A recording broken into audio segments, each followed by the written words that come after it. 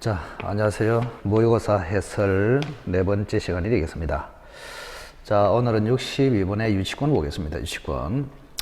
자, 유치권에 관한 설명 중 옳지 않은 것은, 자, 1번에 점유 전에 관련되는 채권이 발생하고 후에 점유를 취득하는 경우에도 유치권이 성립한다. 맞죠? 원래는 점유를 먼저 하고 채권이 뒤에 발생하는데, 채권이 먼저 발생하고 나중에 우연히 점유를 해도 유치권은 성립된다. 자, 이것을 점유와는 결련성이 필요 없다. 표현을 이렇게 하죠. 자, 1번은 맞습니다. 자, 이번에 유치권은 법정 담보 물권이지만 배제 특약은 유효입니다. 그래서 유치권 발생 배제 특약은 유효이다. 따라서 이 특약이 있으면 유치권이 성립되지 않기 때문에 특약이 없어야 성립한다. 자, 3번에 유치권의 본질은 점유입니다. 이때 점유는 직접 점유도 되고 간접 점유도 됩니다. 간접 점유자도 유치권자가 될 수 있다. 맞네요. 그죠? 자, 4번에 건물의 신축 공사를 한 수급인이 건물에 관하여 생긴 공사대금 채권. 자, 우리가 결련성이 있는 채권이 유치권의 대상입니다. 그래서 결련성이 있는 채권은 크게 세 가지를 그랬죠. 비용상환 채권, 공사대금 채권, 물건 하자로 인한 손해배상 채권, 여기에 90% 이상 포함이 됩니다. 따라서 공사대금 채권은 유치권의 피담보 채권이 될 수 있기 때문에 변제받을 때까지 유치할 권리가 있다. 맞네요. 자, 5번에 그러나 임차인의 보증금 반환 청구는 결련성이 없습니다. 그래서 임차인의 권리 중에서 보증금 반환 청구권, 권리금 반환 청구권, 자, 그 다음에 부속물 매수 대금 채권, 또 임대인의 의무 위반으로 인한 손해배상 채권, 이런 거는 결련성이 없습니다.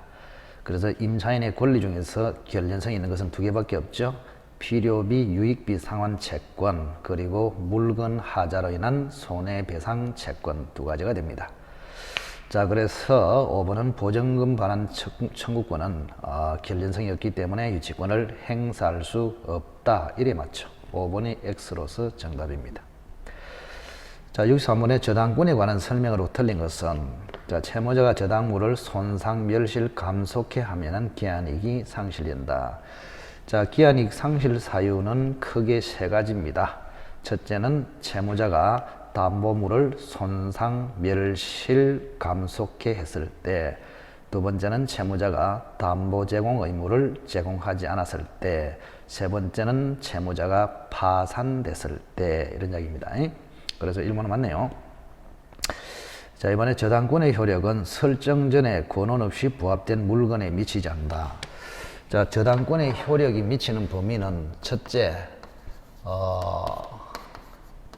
원래의 저당 목적물, 요 원물의 저당권을 설정하면은 그 원물에 부합된 부합물이라 하죠. 그죠? 부합물에도 미치고, 그 다음에 종된 역할을 하는 종물에도 미칩니다. 그 다음 네 번째, 과실에 미치겠느냐. 자, 과실에는 원칙은 미치지 않고 저당 목적물이 압류된 상태에서 과실이 발생했다면 그 과실에만 미친다. 예외적으로. 자, 그래서 부합물과 종물에 미친다. 산의 저당권을 설정하면은 나무에도 미친다. 그죠? 토지의 저당권을 설정하면은 저장 탱크, 그죠? 정화조에도 미친다. 이게 부합물 아닙니까? 그죠? 그 다음 종물에는 횟집의 저당권을 설정하면은 수족관에도 미친다. 주유소의 저당권을 설정하면은 주유기에도 미친다. 그래서 부합물 종물에도 미친다. 이때, 자, 저당권 설정 전에 들어왔냐, 설정 후에 들어왔냐, 묻지 않습니다. 그래서 2번은 틀렸네요. 저당권의 효력은 저당권 설정 전에 부합된 물건에도 미친다. 이래야 맞잖아. 2번이 X 정답. 자, 3번에 지분을 목적으로 저당권을 설정할 수 있다. 맞습니다. 자, 저당권의 객체는, 민법상의 객체는 네 가지라 그랬죠. 그죠? 네 가지. 기억하십시오. 부동산, 지상권, 전세권, 지분. 지분은 권리의 일부죠. 그저 권리의 일부인 지분에는 담보권이 성립될 수 있고 물건의 일부는 용익권이 성립될 수 있고 그 관계를 기억하십시오. 그래서 저당권의 객체로서 지분도 가능하다. 그래서 3번은 맞네요. 자, 4번에 저당 부동산에 대하여 전세권을 취득한 자. 이 전세권을 취득한 자를 제3취득자라 합니다. 제3취득자. 예를 든다면, 자, 갑이 집을 소유하고 있습니다. 여기에 A라는 사람이 돈을 빌려주고 저당권을 딱 잡았단 말이에요. 3월 1일 날. 그런데 이 집에 B라는 사람이 후순위로 전세권을 취득했습니다. 4월 1일 날. 자, 저당 목적물에 대하여 소유권, 전세권, 지상권을 취득한 자를 제3취득자라 합니다. 제3취득자. 이렇게. 그래서 제3취득자의 특징은 두 가지네요. 저당권자보다 후순위다. 그리고 소유권, 전세권, 지상권, 사용권이다. 이 말입니다. 그럼 이 사람은 후순위이기 때문에 선순위 저당권이 실행되어서 낙찰되면 소멸합니다. 그래서 이 사람을 좀 보호를 좀 해야 되겠다. 이러한 것을 우리는 제3취득자 보호제도. 그 중에서 가장 강력한 보호제도가 채무자 갑을 대신해서 갚는 권리를 줍니다. 그거를 우리는 대위변제권이라 합니다. 대위변제권. 이렇게 대위변제권. 그래서 제3취득자가 채무자를 대위해서 갚으면 채권 소멸, 저당권 소멸, 그러면 안전하게 보호 이렇게 된단 말이에요. 근데 대위 변제권에서 조심해야 될 것이 있습니다. 첫째, 변제기 전에는 안 됩니다. 변제기 전에는 대위 변제가 안 된다. 그리고 총 채무를 대위 변제하는 것이 아니고 360조 피담보 채무까지만 대위 변제도 된다. 만약에 총 채무가 1억 3천이야. 근데 피담보 채무는 1억 1천입니다. 왜 차이 날까요? 만약에 변제기로부터 10년 후에 경매를 신청했다면 10년 동안의 지연이자가 있잖아요. 그러면 10년간의 지연이자가 다 들어가면은 총 채무고 1년치만 들어가면은 피담보 채무가 되겠습니다. 그래서 채무자가 갚아서 저당권을 소멸시킬 때는 총 채무를 다 갚아야 하지만 제3취득자가 채무자를 대위해서 갚아서 저당권을 소멸시킬 때는 1억 1천, 즉 피담보 채권까지만 갚아도 된다. 그게 특징입니다. 그래서 4번은 맞네요. 자, 제3취득자는 저당권자에게 부동산으로 담보된 채권, 피담보 채권이 360조 1억 1천이 되겠습니다. 그것만 변제하고 저당권의 소멸을 청구할 수 있다. 맞네요. 자, 5번에 전유 부분은 주권이고 대지 사용권은 종권입니다. 자, 그러면 원물의 저당권을 설정하면은 그죠? 종물에도 미친다. 그러면 원물 대신에 주된 권리의 저당권을 설정하면은 종된 권리에도 저당권의 효력이 미친다. 이거를 우리는 종권 이론이라 합니다. 종권. 그러면 대표적으로 전유 부분에 대해서 소유권, 전유 부분에 대한 소유권은 주권이고 대지 사용권은 종권입니다.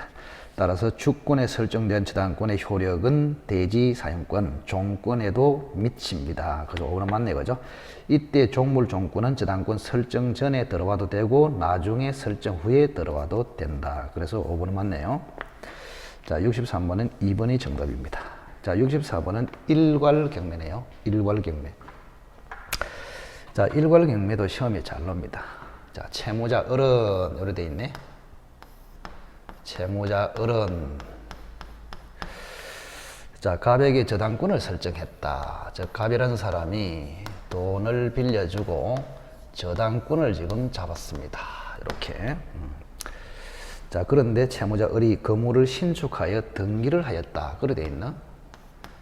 자, 을이 건물을 신축을 해서 등기를 했다. 이래 돼 있습니다. 이런 경우에 채무불이행으로 갑으로부터 강제집행을 당했다. 그 말은 갑이 경매 신청을 한다. 그런 뜻입니다. 경매 신청을 한다. 자, 그럼 여기 보시면, 자, 저당권 설정 전에 건물이 있는 것이 아니고 설정 후에 들어왔습니다. 만약에 설정 전에 이미 건물이 존재했다면 건물을 보호합니다. 건물을 보호하는 제도가 법정지상권 제도. 근데 여기는 저당권 설정 후에 건물이 들어왔기 때문에 건물 보호가 아니고 갑의 저당권이 침해되기 때문에 저당권자를 보호해야 된다. 이런 이야기입니다. 그러면 저당권자를 보호한다 그 말은 자, 갑이 토지에 경매를 넣었을 때 낙찰이 잘 돼야 하는데 이놈의 지상 건물 때문에 낙찰이 잘 안 돼요. 왜? 낙찰 받아왔자 건물 때문에 골치 아프다 이 말입니다. 그래서 갑을 보호하기 때문에 낙찰을 쉽게 시키기 위해서 지상 건물까지 한꺼번에 경매를 해도 된다. 이거를 일괄 경매권이라 합니다. 일괄 경매. 자, 그러면 일괄 경매에서 제일 중요한 것이 저당권 설정 후에 건물이 들어와야 됩니다. 반드시. 그리고 반드시 설정자, 제3자가 아니고 설정자가 지상물을 소유하고 있어야 된다. 즉 설정자가 토지와 지상 건물을 함께 소유해야 된다. 이런 이야기입니다. 이게 제일 중요합니다. 제일 중요해요. 자, 읽어볼까요? 1번. 자, 저당권자 갑은 자, 일괄 경매는 할 수 있다기 때문에 선택권입니다. 따라서 토지만 경매를 신청할 수도 있고 일괄 경매를 신청할 수 있다. 맞네요. 만약에 경매 결과 토지와 건물의 소유자가 다르게 됐다. 자, 원래는 갑의 입장에서는 자, 이 지상 건물하고 한꺼번에 일괄 경매를 해야 되는데 갑은 토지만 경매할 수도 있단 말이에요. 그러면 토지만 경매를 넣었는데 그죠? 다행히도 토지만 낙찰이 됐다 이 말입니다. 낙찰이. 토지만 낙찰이 됐어. 원래 낙찰 잘 안 되는데. 그래서 토지만 병한테 낙찰이 돼버렸다. 그러면 땅 주인은 병이고 건물 주인은 을로 됐습니다. 그러면 당연히 땅 주인은 철거 들어옵니다. 그럼 철거를 막을 수 있냐? 자, 이 건물을 위해서 법정 지상권이 되면은 철거를 막을 수 있고 법정 지상권이 안 되면은 철거돼야 하고 법정 지상권이 안 된다 그랬습니다. 자, 법정 지상권이 되려 하면은 저당권 설정 전에 건물이 존재해야 됩니다. 근데 여기는 저당권 설정 후에 들어왔기 때문에 법정 지상권이 붙은 건물이 아니야. 그래서 병이 철거를 청구하면은 철거되어야 합니다. 자, 그래서 2번은 맞네요. 그죠? 3번. 일괄 경매 시에 건물의 경매 대금으로부터 우선 변제권을 가진다. 자, 일괄 경매는 지상 건물까지 경매할 수 있다는 말이지 지상 건물의 낙찰 대금에서 우선 변제까지 받는다. 그건 아니에요. 그래서 우선 변제는 원래 저당의 객체인 토지에서만 우선 변제를 받고 지상 건물에는 우선 변제를 받을 수가 없습니다. 그래서 3번이 틀리네요. 자, 3번이 X로서 정답입니다. 자, 4번에 을로부터 용익권을 설정받은 자가 건물을 신축하고 소유하는 경우, 자, 을로부터 요 토지를 누군가가, 자, 예를 들어서 A라는 사람이 빌렸습니다. 임차인이 됐단 말이에요. 그러면 A가 토지를 저당으로 잡혀 있는 이 토지를 A가 빌려가지고 A가 건물을 지었단 말이에요. 그러면 A는 제3자가, 설정자가 아니잖아요. 설정자가 을입니다. 그래서 이때는 제3자가 건축해서 소유를 하면은 일괄 경매가 안 된단 말이에요. 그래서 4번에 을로부터 용익권을 설정받은 제3자가 건물을 소유하는 경우는 일괄 경매가 허용되지 않다. 맞네요.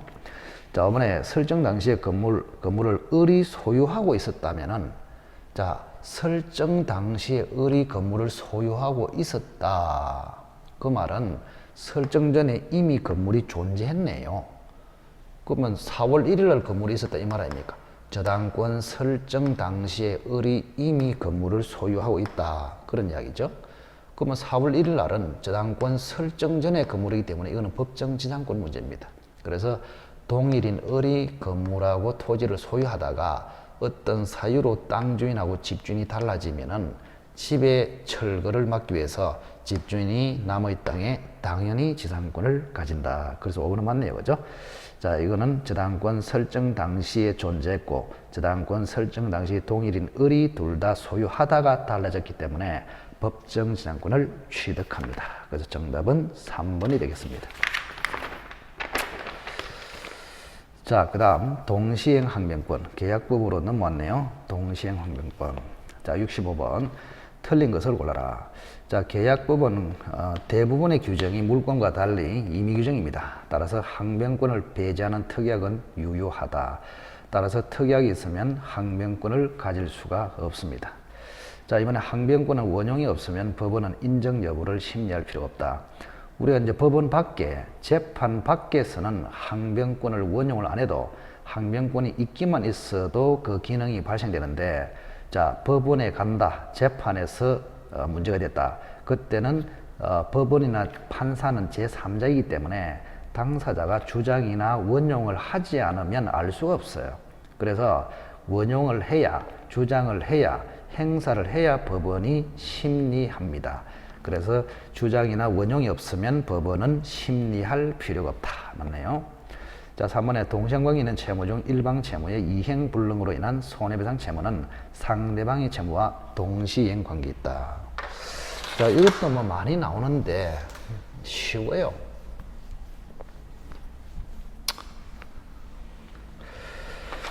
자, 우선은 예를 든다면, 자, 갑이라는 사람이 집을 소유하고 있다가 을한테 지금 1억으로 매매를 합니다. 이렇게. 자, 그래서 매매를 하는데, 자, 갑은 소유권 이전 채무가 있고, 을은 대금 지급 채무가 있습니다.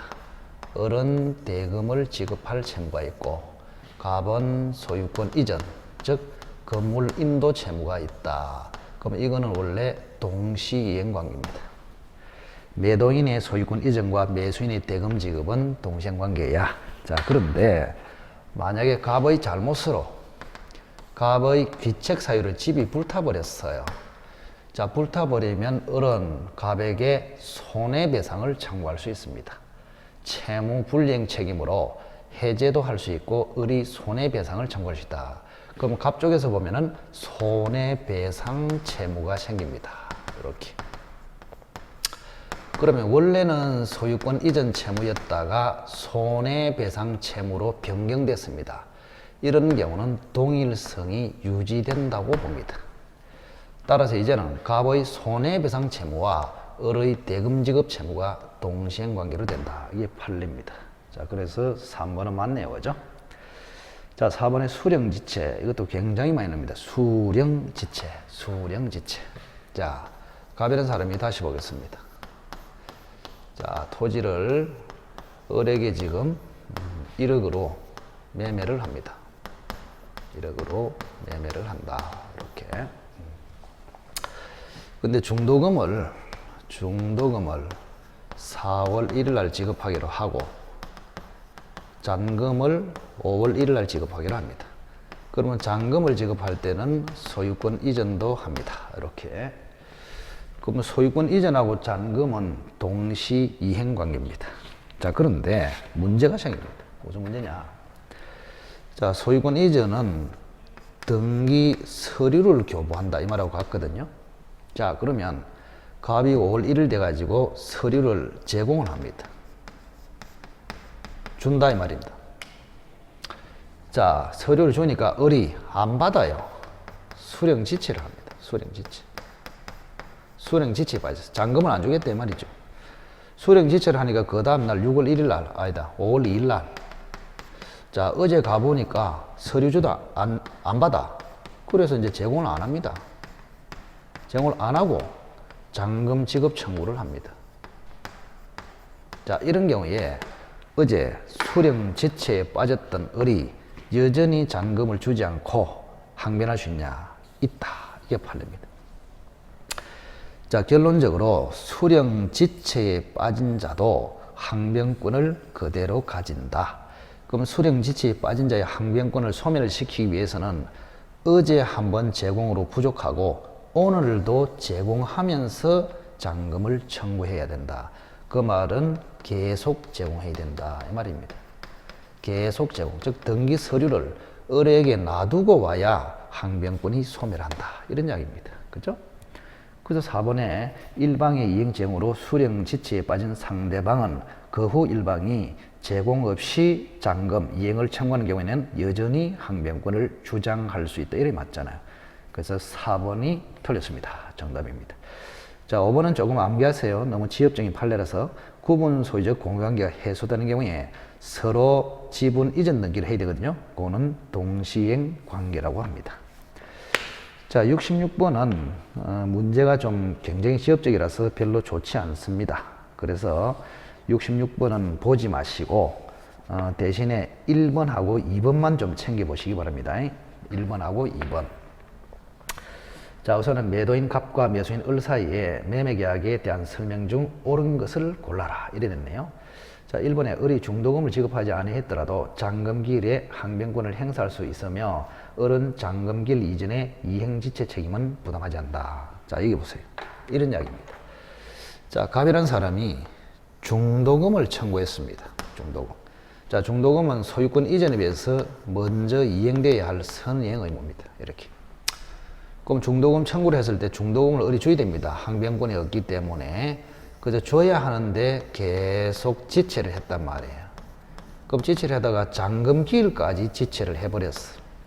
그럼 여기까지 중도금이 와버렸단 말이에요. 이렇게. 자, 그러면 여기까지 와버리면 이제는 잔금 플러스 중도금 전체하고 소유권 이전이 동생관계에 들어갑니다. 자, 그러면 결국에는 자, 여기는 중도금을 줘야 하는데 안 줬다. 즉 항변할 수 없음에도 중도금을 안 줬기 때문에 지연이자가 붙습니다. 지연이자.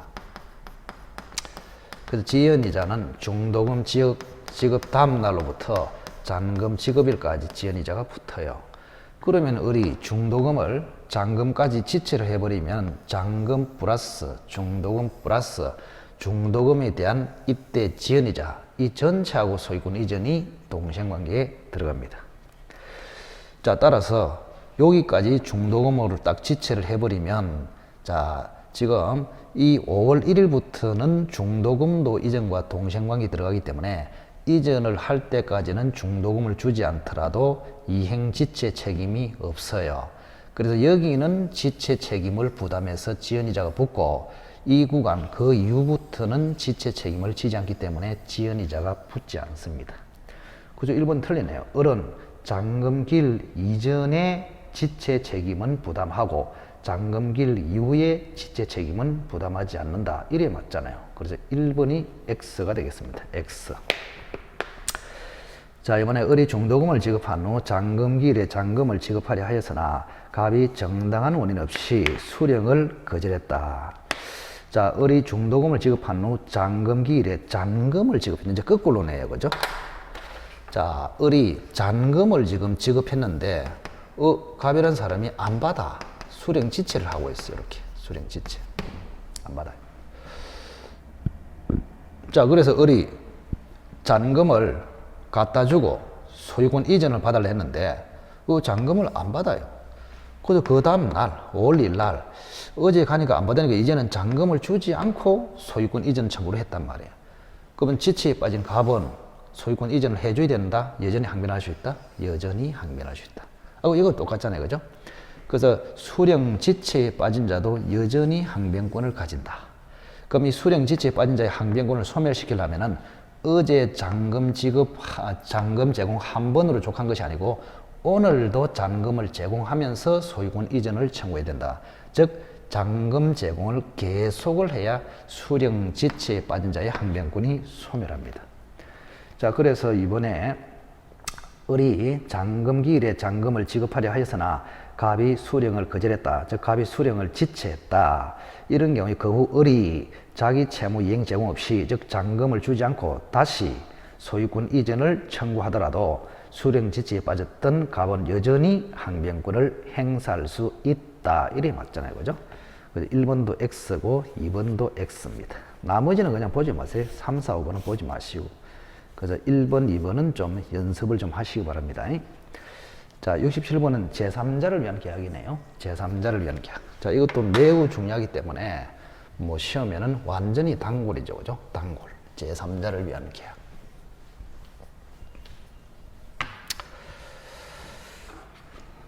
자, 우선은 제3자를 위한 계약은 자, 갑이라는 사람이 토지를 을에게 지금 1억으로 매매를 합니다. 3월 1일 날. 근데 병이라는 사람에게 1억을 정여하기로 했습니다. 이렇게. 자, 갑이라는 사람이 요청을 합니다. 내가 네한테 토지 줄 테니까 바로 네가 병한테 1억을 지급하시오. 이렇게 요청을 해요. 요청을 하기 때문에 갑을 요약자라 하고 을을 낙약자라 합니다. 이 사람은 돈을 받는 사람이기 때문에 수익자라고 합니다. 이렇게. 자, 그러면 갑하고 을 사이를 보상관계라 합니다. 보상관계. 갑하고 병 사이를 대가관계라 하고. 자, 보상관계는 워낙에 중요하므로 보상관계 하자를 가지고는 병한테 대항할 수 있습니다. 즉 영향을 줘요.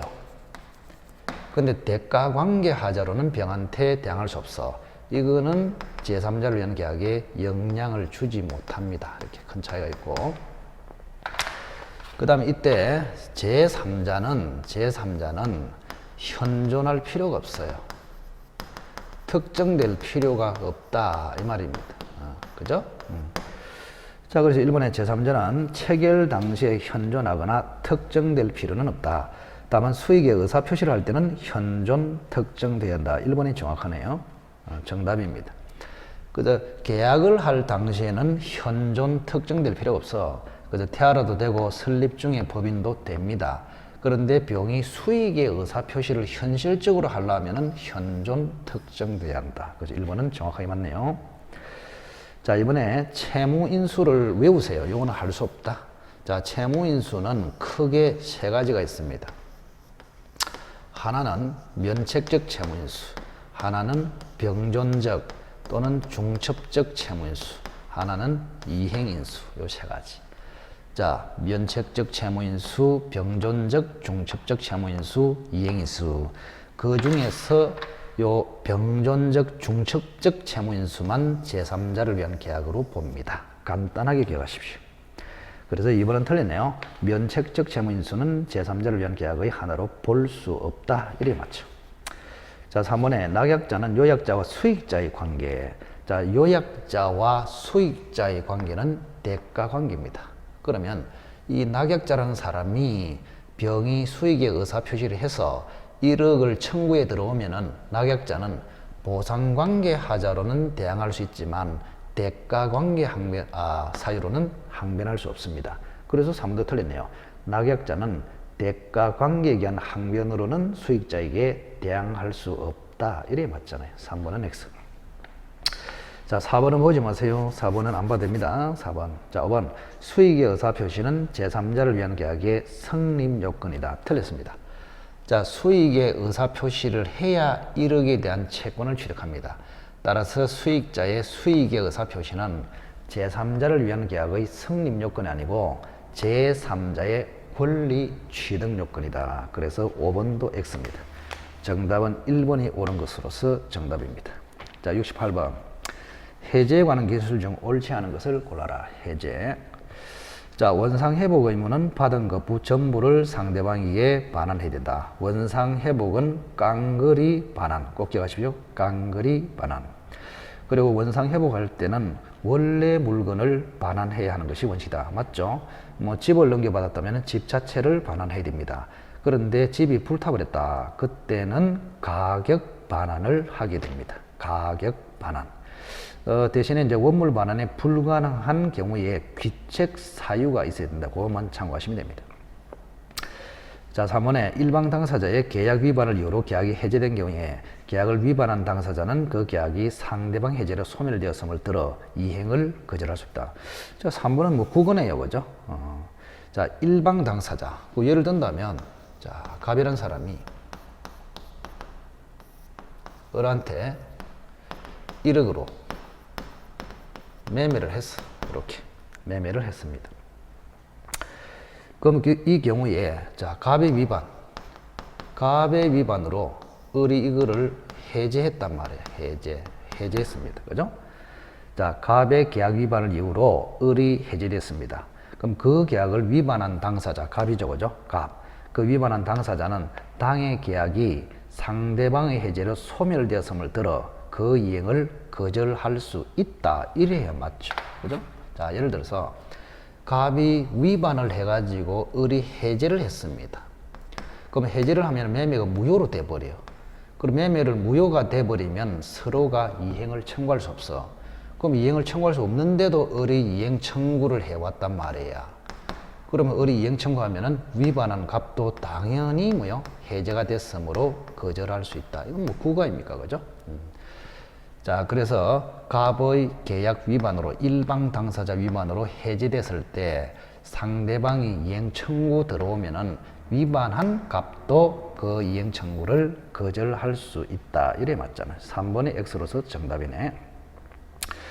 자, 4번에 반환할 금전에 받은 날로부터 이자를 가산하는 것은 원상회복의 범위에 속하며 일종의 부당이득 반환을 성질을 가지므로 반환 의무의 이행지체로 인한 것이 아니다. 맞네요. 원상회복으로 돈을 돌려주기 때문에 그때는 이행지체로 인한 손해배상 의미가 없단 말이야. 그래서 예를 들어서 해제가 됐을 때, 자, 갑이라는 사람이 지금 예를 들어 매매 대금이 1억인데 중도금을 받은 상태에서 해제가 됐단 말이에요. 그럼 이 중도금을 5천만 원을 반환해야 되잖아요. 자, 반환할 때는 이자를 붙여서 반환한단 말이에요. 이자. 그럼 이때 이자는 무슨 이자냐 이 말이죠. 반환 의무 이행지체로 인한 지연이자가 아니란 말이야. 그냥 원상회복으로 원금을 돌려주니까, 그죠? 그 원금 받은 기간에 대해서 법정이자를 돌려주는 것이다. 그래서 원상회복으로 금전을 반환할 때는, 그죠?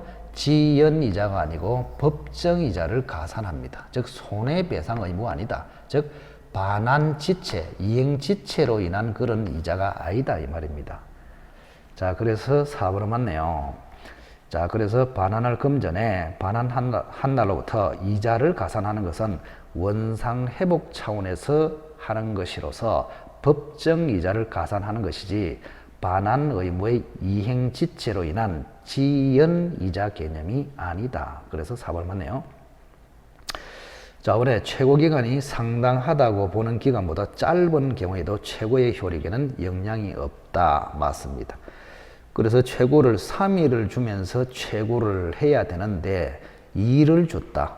2를 줬다고 해서 최고의 효력이 없어지느냐? 그건 아니다. 그래서 상당 기간보다 짧거나 또는 상당 기간을 정하지 않고 최고를 해도 최고 자체는 효력이 있습니다. 즉 적법 유효하다. 최고 자체는 적법 유효하다. 자, 상당하지 않은 기간을 정했거나 기간을 정하지 않고 최고를 하더라도 최고 자체는 적법 유효하다. 다만 해제권은 최고 기간이 상당 기간이 경과해야 발생한다. 이런 판례가 있습니다. 자, 69번 한번 볼까요? 갑이 1만 제곱미터 토지를 을에게 매도하는 계약을 체결했다. 다음 중 옳은 것을 골라라. 자, 요거는 이제 일종의 담보 책임이네요. 그죠? 담보 책임.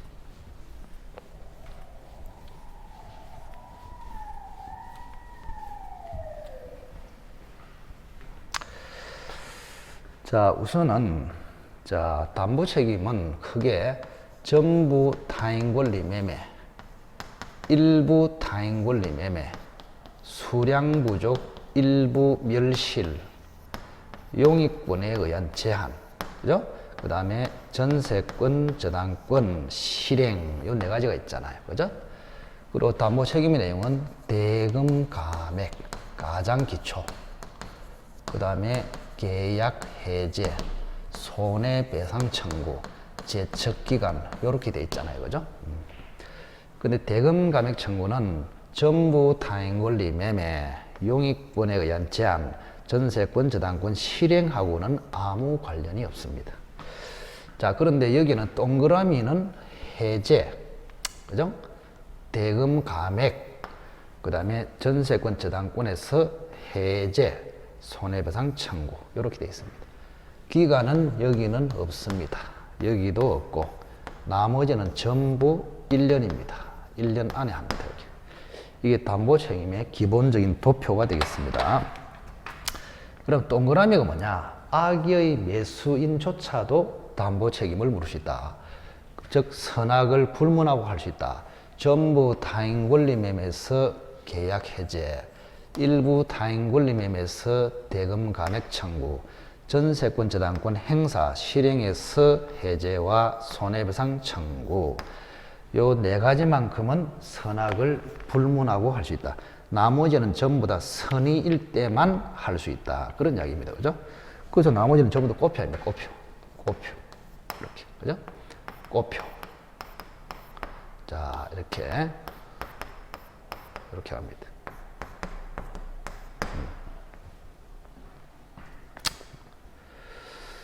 자, 그래서 어쨌든 간에 여러분들은, 그죠? 요 꼬표는 악의 매수인이 할 수 없다. 이 말입니다. 악의 매수인이 할 수 없다. 이제 꼬표를 외울 필요가 없잖아요. 꼬표를 외울 필요가 없다. 그래서 동그라미 외우면 됩니다. 전부 타인 권리 매매에서 해제, 일부 타인 권리에서 대금 감액, 전세권 저당권 실행에서 해제와 손해배상 청구. 그리고 대금 감액은 일부 타인 권리 매매와 수량 부족 일부 멸실에만 해당되지 나머지에는 해당 자체가 안 됩니다. 해당 자체가 안 된다 이 말입니다. 그죠? 그렇게 보시면 되겠습니다. 자, 그럼 1번. 자, 갑이 1만 제곱미터를 을에게 매도했다. 1번. 토지 전부가 병의 수이다. 전부 타인 권리 매매. 자, 악의 매수인 을도 해제할 수 있다. 이래 맞죠. 해제는 동그라미 아닙니까? 그죠? 선악을 불문하고 해제는 할 수 있습니다. 1번은 X. 자, 2번. 토지의 2000제곱미터가 병의 소유이고, 즉 일부 타인 권리 매매다. 악의 을, 즉 선악을 불문하고 대금 감액은 청구할 수 있다. 대금 감액도 동그라미 아닙니까? 그죠? 요거 두 개를 물었습니다. 자, 3번은 2000제곱미터가 이미 포락으로 멸실했다. 일부 멸실, 수량 부족 아닙니까? 이때는 동그라미가 없기 때문에 전부 선의일 때만 할 수 있다. 즉 악의 을은 대금 감액을 청구할 수 없다. 이래 맞잖아요. 그죠? 그래서 여기는 전부 꼬표기 때문에 선의의 매수인만 할 수 있다. 이런 이야기입니다. 틀렸고, 그 다음 4번에 지상권이 설정됐다. 그럼 용익권에 의해서 제한됐다. 이 말입니다. 그때도 꼬표밖에 없잖아요. 그죠?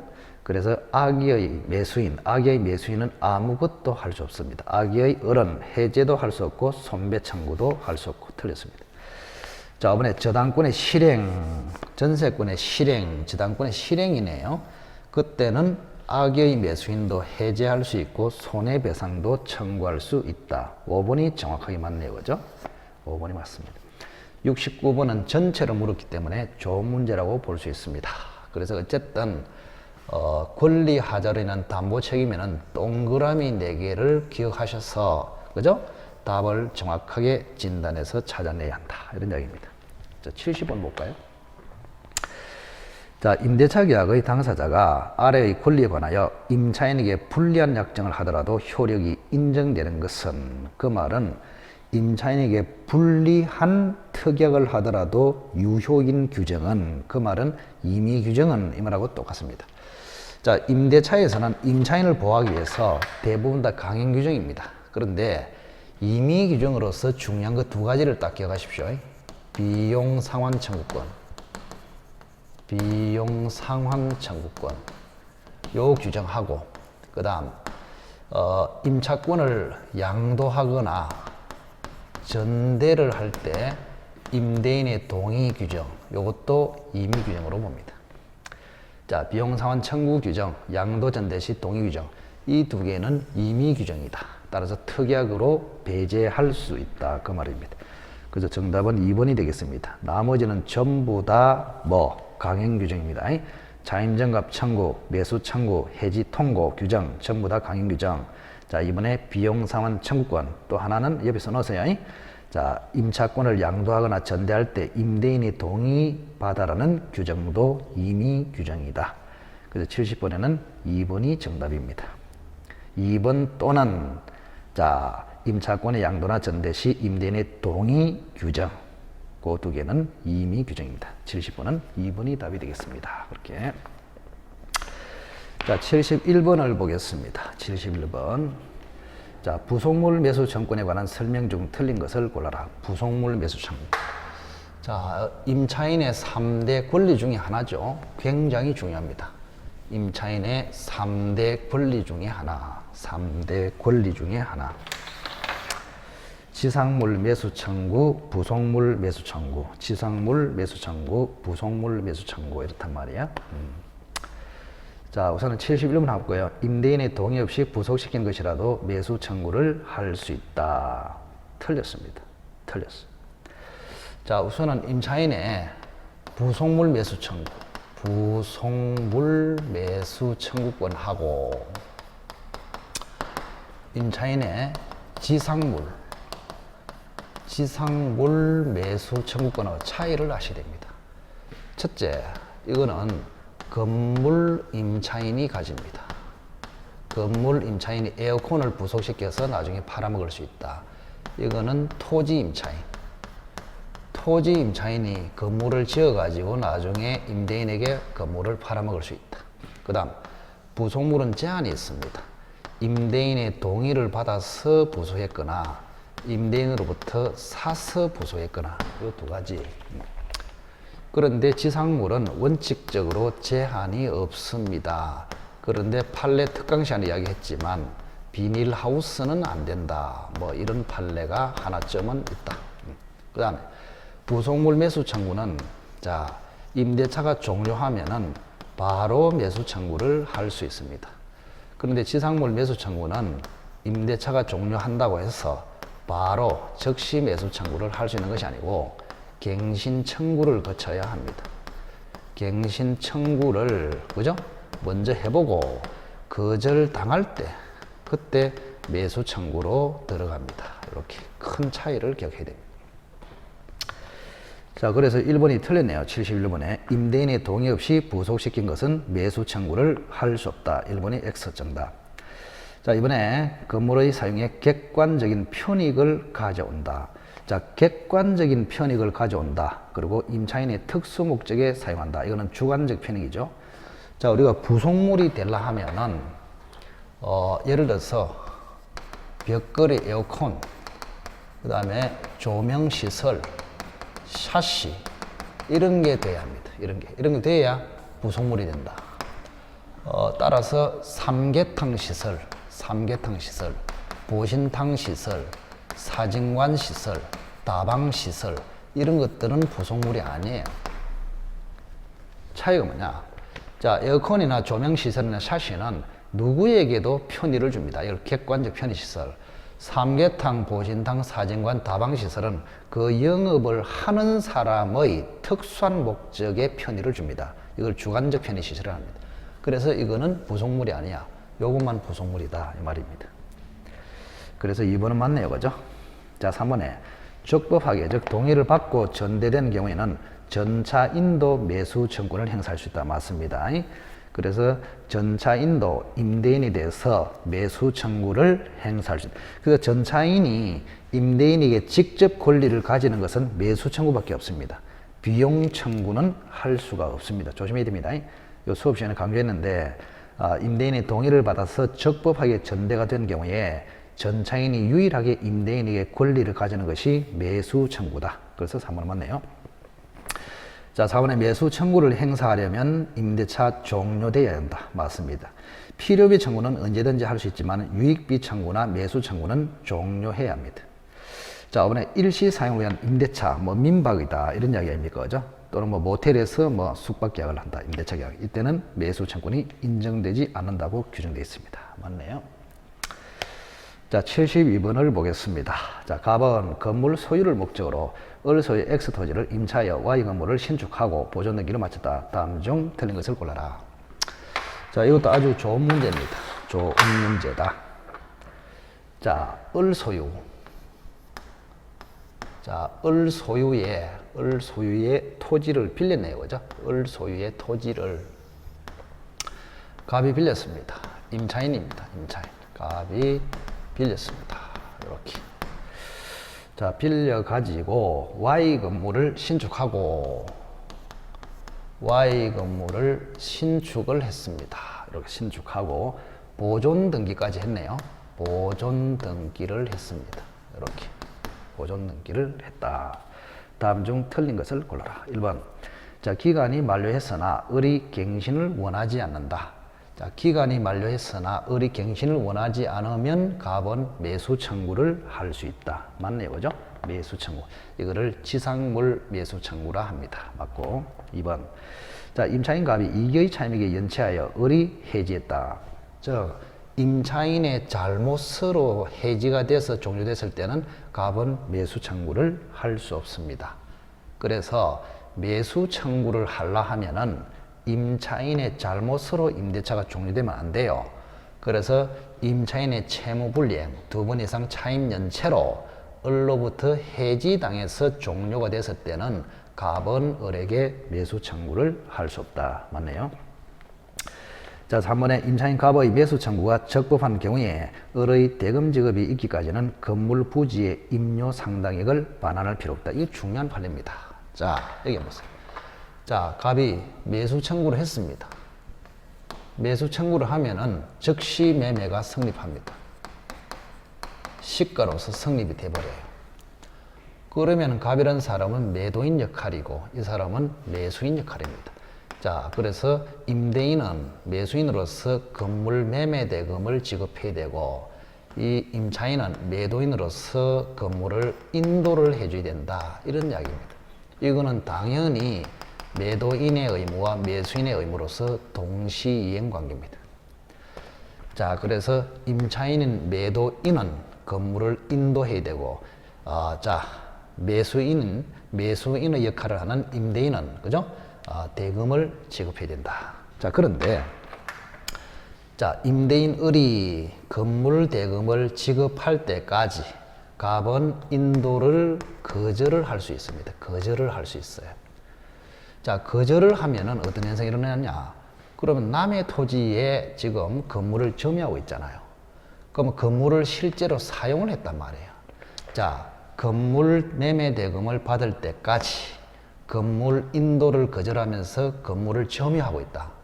그럼 점유하면서 갑이 건물을 사용을 해버리면 사용 이익이 생기잖아요. 요 이익은 나중에 을에게 반환해야 합니다. 자, 그런데 건물을 사용을 안 했어. 즉 못을 딱 쳐가지고 사용을 안 하고 있단 말이에요. 그러면 사용을 안 하니까 실질적인 사용 이익이 없기 때문에 반환할 필요가 없습니다. 자, 그런데 건물은 사용하지 않았지만, 그죠? 건물이 을의 토지에 지금 앉아 있잖아요. 그럼 건물이 앉아 있는 이 자체가 부지를 사용하고 있다. 이렇게 봅니다. 그 사용 이익은 최소한 돌려줘야 한다. 이게 판례입니다. 부지의 사용료. 자, 갑이 건물 매수 청구를 해서 건물 매매가 성립됐을 때 건물 매매 대금을 받을 때까지 건물 인도를 거절할 수 있는데 그때 건물은 사용하지 않아도 건물 자체가 을의 토지 위에 존재하는 한 부지는 사용하고 있다. 그래서 부지 사용료는 줘야 한다. 이런 이야기입니다. 그래서 3번이 틀렸네. 을의 대금 지급이 있기까지 건물 부지의 임료 상당액, 즉 사용료는 반환할 필요가 있다. 이게 판례예요. 아주 중요한 판례입니다. 그래서 3번이 틀렸습니다. 정답. 자, 4번에 임차인 갑이 Y 건물에 설정한 저당권이 실행되어 병이 소유권을 취득한 경우에 특별한 사정이 없는 한 갑의 임차권은 병에 이전된다. 무슨 말이냐?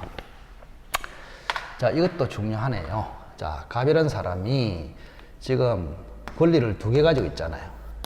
건물에 대해서는 소유권을 가지고 있고 토지에 대해서는 임차권을 가지고 있다. 이런 이야기입니다. 이거는 주권이고 이거는 종권이 되겠습니다. 그러면 건물에다가 저당권을 만약에 설정해 버렸다. 병이 돈을 빌려주고 건물의 저당권을 잡았다. 그 말은 건물 소유권의 저당권을 설정했다 이 말입니다. 그러면 주권의 저당권을 설정해 버리면 종권에도 저당권의 효력이 미칩니다. 따라서 병이 만약에 건물에다가 경매를 신청해 버리면 이 건물을 X가 낙찰을 받을 거 아닙니까? 그러면 낙찰을 받을 때, 그죠? 주권의 저당권을 설정하면 종권에도 미치기 때문에 저당권의 효력이 미친다는 말은 미치는 범위까지 낙찰이 된다. 그런 뜻입니다. 그래서 건물 소유권도 낙찰이 되고 토지 임차권도 낙찰이 돼버립니다. 이렇게. 자, 다시 한번.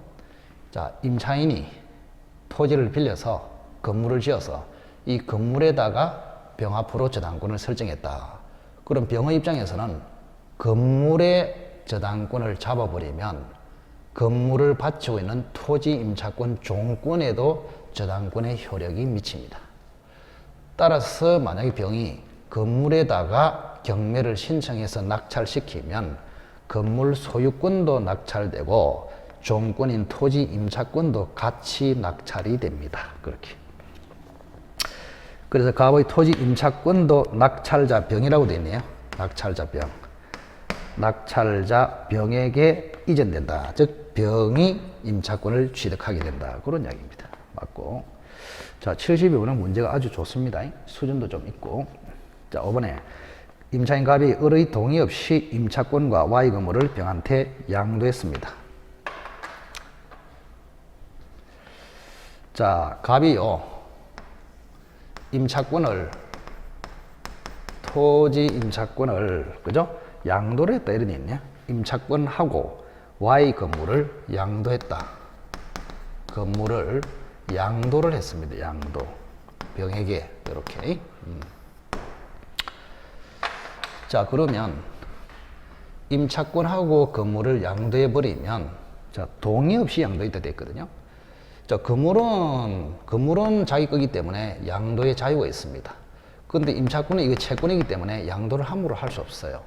임대인 을의 동의를 받아야 양도할 수 있다. 근데 동의 없이 양도해버리면 병이라는 사람은 임차권으로서 땅 주인 임대인 을에게 대항할 수 없어요. 그래서 병이라는 사람은 건물은 양도받아서 소유권을 취득하지만 동의 없이 임차권을 넘겨받아도 임차권을 땅 주인 을에게 주장할 수 없기 때문에 나중에 건물이 철거될 가능성이 많습니다. 그래서 이번에 임차인 갑이 임대인 을의 동의 없이 임차권과 Y 건물을 병한테 양도한 경우에 원칙적으로 양수인 병은, 그죠? 임대인 을에게 임차권 취득으로 대항할 수 없다. 정확하게 맞네요. 그죠? 자, 그래서 72번은 아주 좋은 문제입니다. 좀 수준도 있고, 그래서 연습을 반복해서 좀 하시기 바랍니다. 3번이 정답이 되겠습니다. 나머지는 다 옳습니다. 자, 여기까지가 임대차가 되겠습니다. 임대차. 자, 73번은 위험 부담 내용인데, 자, 요거는 조금 쉬었다가 다음 파스에서 하도록 하겠습니다. 이렇게 73번부터.